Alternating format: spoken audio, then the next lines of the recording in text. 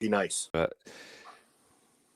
I think a good place to kind of wrap this up would be with I guess, a pieces of advice, and that would be, what would be your advice to people online, on social media, on YouTube, Reddit, whatever?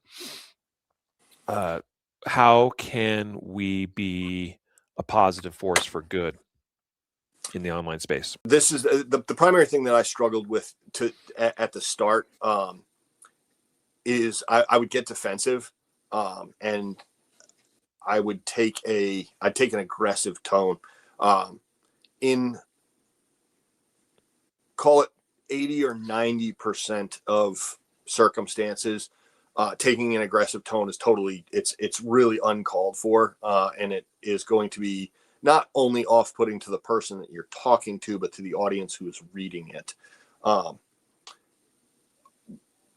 as people who are putting out good information, um, we get a lot more flies with honey than vinegar. When people say things clearly from a uninformed standpoint, I get this from Chris Bean. Ask them why. Why?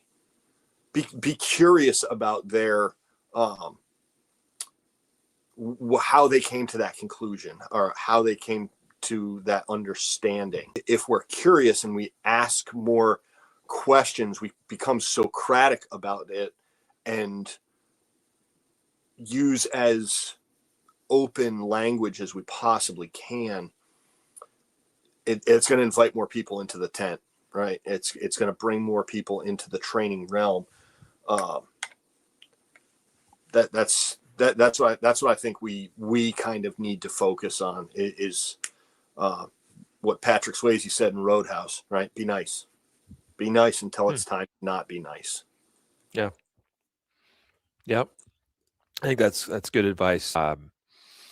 And to your point, your earlier point about one of your main motivations is not necessarily about changing the mind of the person you're interacting with online, but for the benefit of those that are following along, that are sitting there, num num num num num on their popcorn, but are taking it in, and they're like, "Oh, that's a good point, Dan." And you win the hearts and minds of those people, but it's very easy to alienate even those people if our approach is not, you know, very gentlemanlike.